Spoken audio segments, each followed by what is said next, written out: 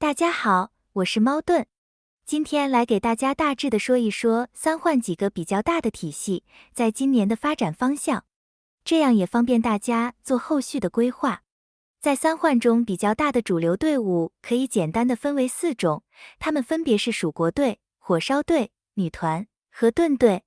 五子隊算是一個獨立於其他體系，只屬於 SP 張遼自己體系的一個異類，加上很快就要消失了，所以就不在講解範圍內了。由於天下會武會需要3支隊伍，所以除了現在當紅的蜀國隊外，大家還可以在其他3個體系中再挑一支來培養。近期比較強勢的隊伍是蜀國隊，蜀國隊需要的武將，在近期幾個視頻裡都有提到，所以這裡就不再囉嗦。蜀國隊要拉的 SP 武將是 SP 關羽和 SP 諸葛亮，這2個都是近期必抽的人權武將。若要問哪一位 SP 武將會比較重要，從近的角度來看，是2個都同樣重要，少了其中的任何一位，你誰都打不過。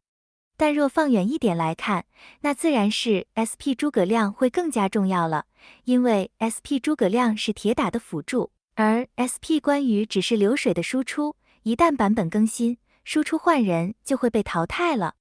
但即便如此，就憑着所寫的重要性， SP 關羽還是要抽的，不然你可能要一直挨打，直到 SP 陸遜的版本為止，前提還是你要有一隊完整的火燒隊才不會挨打。對於新手玩家來說， SP 卷只要集中抽 SP 關羽就好了，剩下的卷全留給 SP 諸葛亮。因為 SP 諸葛亮一出山，光是首回合無法釋放怒攻這點，就能打死好多武將，控制的能力比 SP 劉備還要狠。當中還特別針對了專武公孫瓚、SP 劉備和吳子遼，詳情我們等 SP 諸葛亮視頻再細說。如果沒意外的話，公孫瓚的專武應該也會在諸葛誕的版本被放出來了，不然也就沒有必要上了。SP 張飛和 SP 劉備2個加起來都不如 SP 諸葛亮一個重要，所以他們只用碎片來換就好，不要浪費卷去抽。如果真要2選1的話，個人會更建議把碎片拿去給 SP 張飛，因為 SP 張飛和 SP 關羽的聯動比較重要，所以他也能用得更久。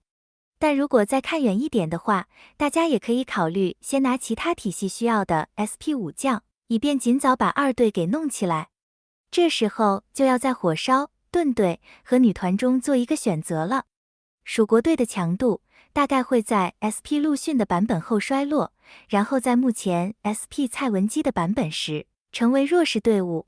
SP 蔡文姬是陸服今年的新年武將，台服距離 SP 蔡文姬登場足足還有1年的時間，這個使用期限已經夠久了。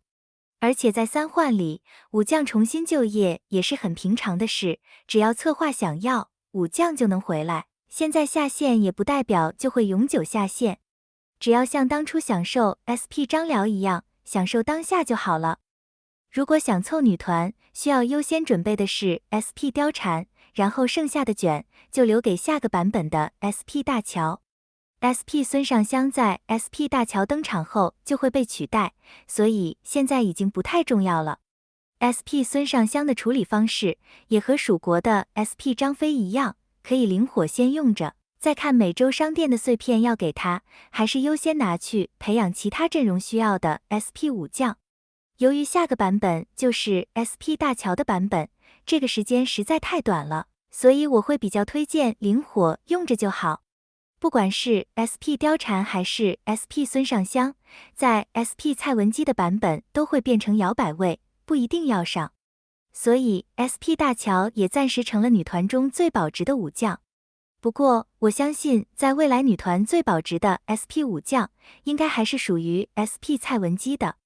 對於女團來說，比較可惜的是，即使經歷了幾年的版本更新，女團也始終無法湊齊由3個 SP 武將所組成的隊伍，都是新出一個就淘汰一個，這難道是另類的比較便宜，只要2個 SP 武將就夠了？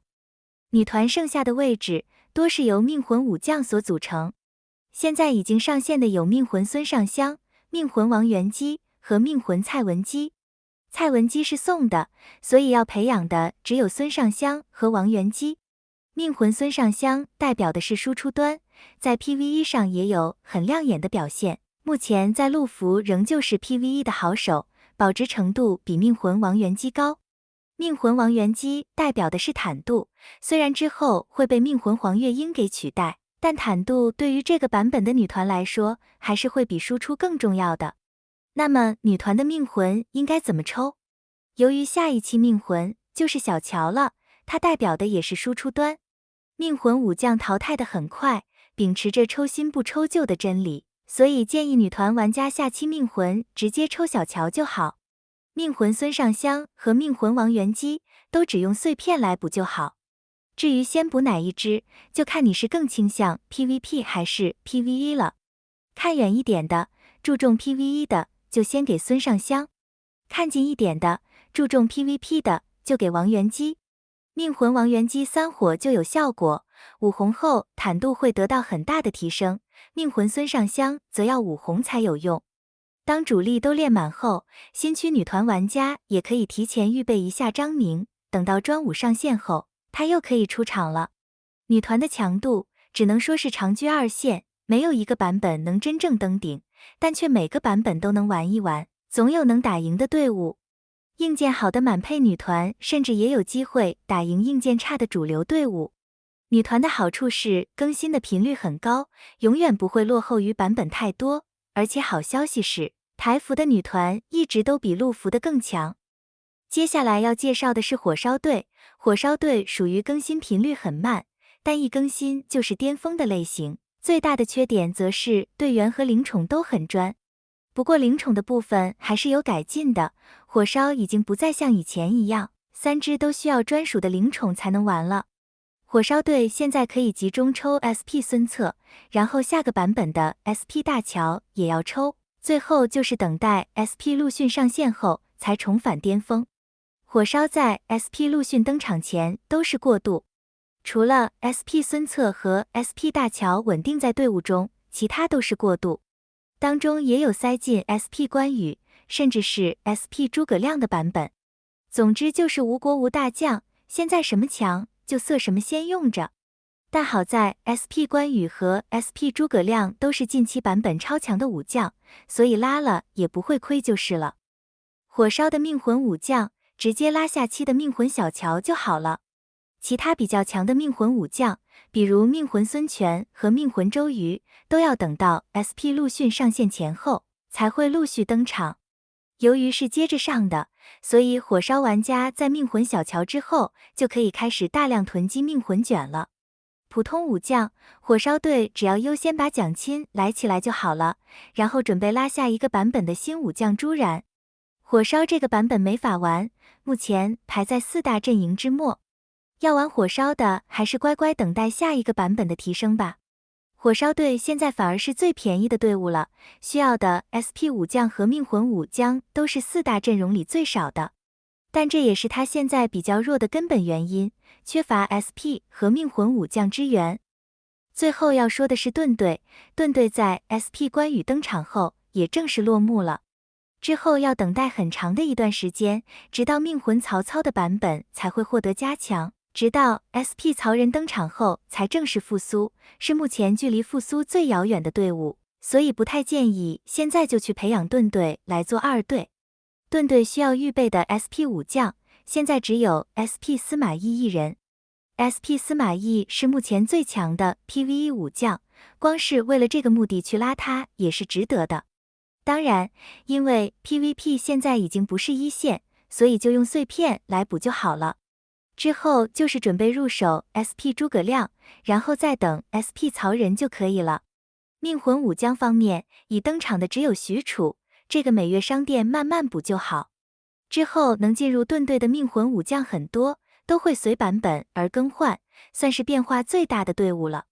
當中命魂法正、命魂曹操、命魂黃月英、命魂孫權，到最新的命魂夏侯惇等等，都可以加入盾隊。